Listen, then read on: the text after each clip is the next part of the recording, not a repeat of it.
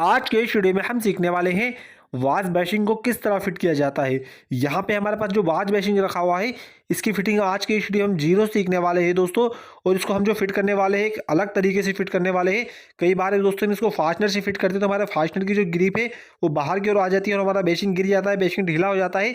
मगर आज जो हम फिटिंग करने वाले हैं इसकी फिटिंग नई तरीके से करने वाले हैं। तो आज की वीडियो में दोस्तों आपको कुछ नया सीखने को मिलेगा।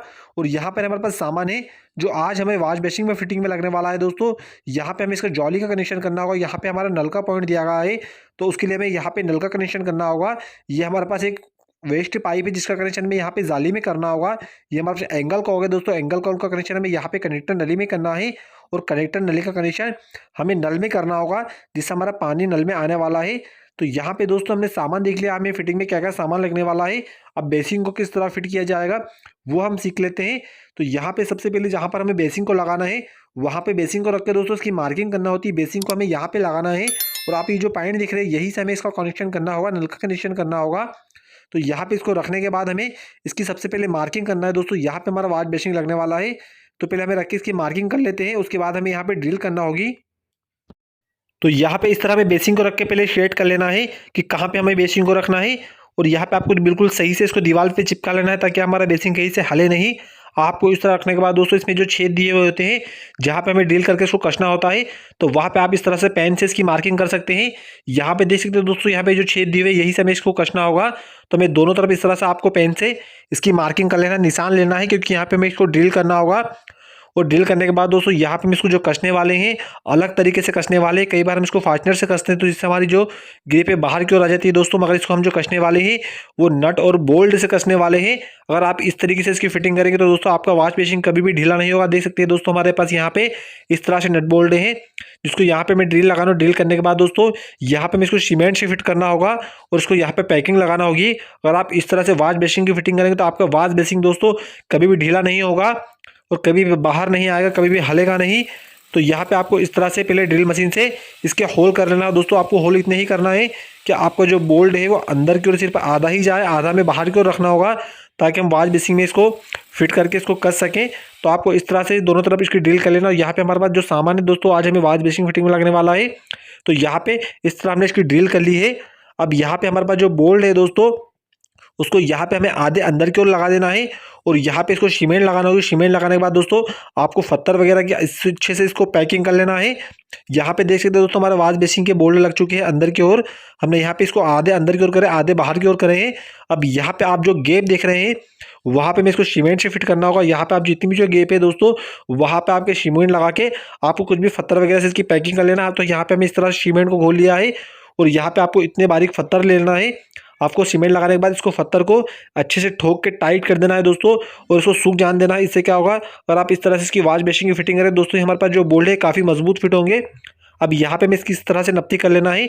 यहाँ पे जो इसके दोनों होल है आपको उसका सेंटर लेना है और यहाँ पे दोनों जो बोल्ट है दोस्तों इसका भी आपको सेंटर लेना होगा। आपको इस तरह से इसकी नप्पी करके इसकी फिटिंग करना है।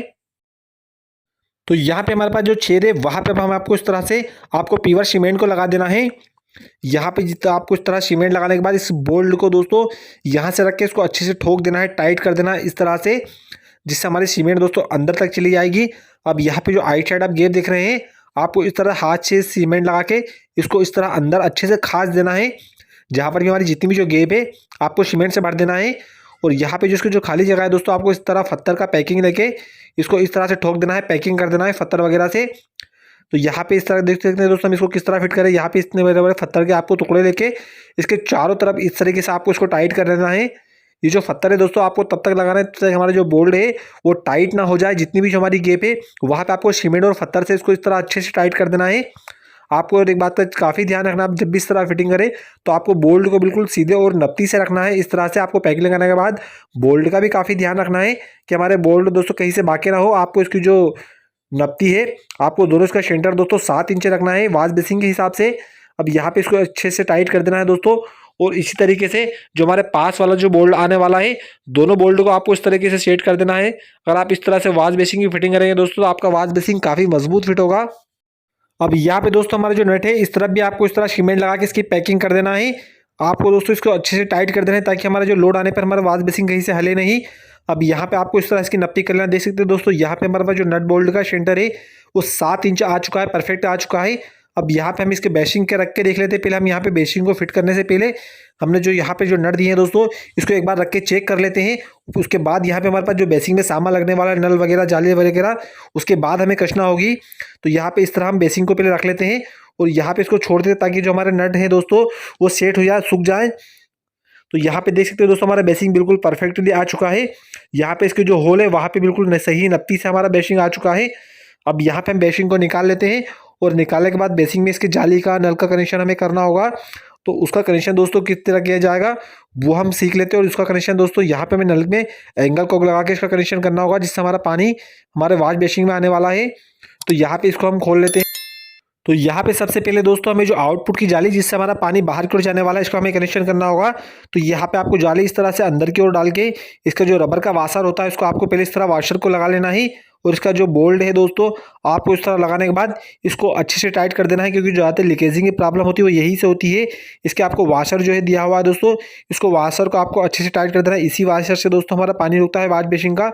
वरना जो वॉश बेसिंग में दोस्तों यहाँ पे जो लीकेजिंग प्रॉब्लम आती है वो ज़्यादातर यहीं से आती है। अब यहाँ पे इसके हमें आउटपुट में इस तरह वेस्ट पाइप को लगा देना है। अब यहाँ पे हमें इसका नल का कनेक्शन करना होगा। तो हम जो नल मार्केट से लाते हैं दोस्तों, इसके जो वाशर होते हैं काफ़ी बारीक होते हैं। हमारे वॉश बेसिंग में इसको लगाते हैं तो हमारा वॉश बेसिंग काफ़ी ढीला होता है। तो यहाँ पे हम दोस्तों इसके वाशर अलग से ले, मार्केट से आपको इसके नल के साथ नहीं मिलते हैं। तो आपको इस तरह से अलग से इसके वाशर को लगाना है। अगर हम डायरेक्टली जो नल के वाशर को लगाते हैं तो हमारा जो नल है वो कसाता नहीं है, हमारा नल ढीला देता है। तो यहाँ पे इसके 2 वाशर को हमने ऊपर के नीचे की ओर जो वाशर अलग से ला के मार्केट से लगाया दोस्तों। इस तरह से अगर आप इसके वाशर लगा के फिटिंग करेंगे तो आपको नल काफ़ी टाइट फिट होगा। और आपको डायरेक्टली इसको कस देंगे तो हमारा नल दोस्तों वॉश बेसिंग में बाद में हलता है, ढीला हो जाता है। तो आपको इस चीज़ का भी काफ़ी ध्यान रखना है। तो यहाँ पे हमारा नल कसा चुका है। अब नल पे यहाँ पे हमें कनेक्टर नली का कनेक्शन करना होगा। यहाँ पे एक तरह इस तरह नल में लगा देना है। और जो कनेक्टर नली का दूसरा मुंह है दोस्तों, वहाँ पे हमें एंगल कॉक में लगाना होगा, जहाँ से हमारा जो बाथरूम का पानी है दोस्तों, नल का पानी, वो हमारे वॉश बेसिंग में आने वाला है। तो यहाँ पे हमारे पास जो वॉश बेसिंग में जितना भी जो सामान लगता है दोस्तों, इसकी फिटिंग हो चुकी है। अब यहाँ पे बेसिंग में हमने जहाँ पे इसकी मार्किंग करके दोस्तों इसके जो बोल्ट का कनेक्शन किया है वहाँ पे लगा के इसको हम कस देते हैं। तो यहाँ पे इसका जो वेस्ट पाइप है आपको इस तरह से इसमें नीचे की ओर लगा देना है और नीचे से बाहर की ओर निकाल देना है। अब यहाँ पे हमारे जो नट दिए हुए हैं दोस्तों, वहाँ पे आपको इसको जो होल मिला के इसको सही से फिट कर लेना है। इस तरह से आपको बिल्कुल इसको दीवार से सही से चिपका लेना है, इस तरह से। तो यहाँ पे दोस्तों हमारा बेसिंग रखा चुका है बिल्कुल। अब आपको नीचे का जो इसका पेडल सेट का दोस्तों यहाँ पे जो इसका ठिया आता है, आपको देख लेना ये कहीं से बाका ना हो।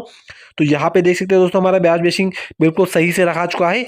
अब यहाँ पे इसके जो बोल्ट दिए हुए हैं दोस्तों, वहाँ पे इसको हमें अच्छे से नट से टाइट कर देना है, इस तरह से। अब ये दोनों तरफ यहाँ पे हमारा वॉश बेसिंग बिल्कुल सही से आ चुका है। अब यहाँ पे हमें इसके वाशर को और बोल्ट को यहाँ पे इसको टाइट कर देना है। तो पहले आपको इस तरह से वाशर को लगा देना है। वाशर लगाने के बाद आपको इसको जो दोनों बोल्ट है, आपको दोनों बोल्ट को इसको अच्छे से टाइट कर देना है दोस्तों, आपको ढीले नहीं रखना है। और यहाँ पे हम एक की जगह इस पे दोस्तों 2 बोल्ट चढ़ा देते हैं पैकिंग के लिए, ताकि हमारा जो नट दोस्तों कहीं से ढीला ना हो।